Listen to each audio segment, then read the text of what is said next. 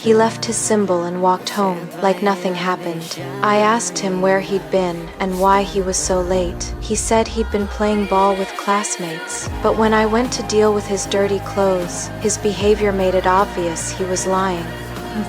Obviously.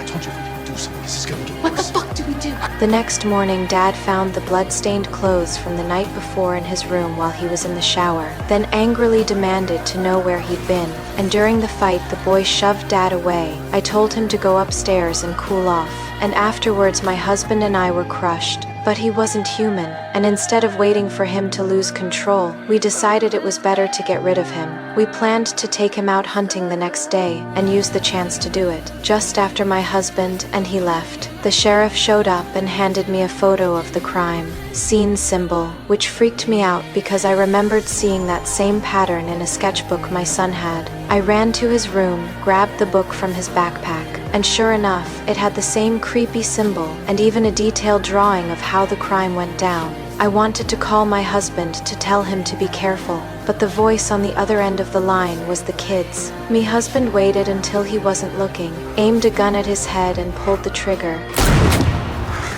But the boy walked away, unhurt. My husband froze, and the boy got up and looked at his dad with a puzzled face. Dad started to chamber another round, but when he raised the gun, the boy vanished. Me husband sensed danger and tried to run,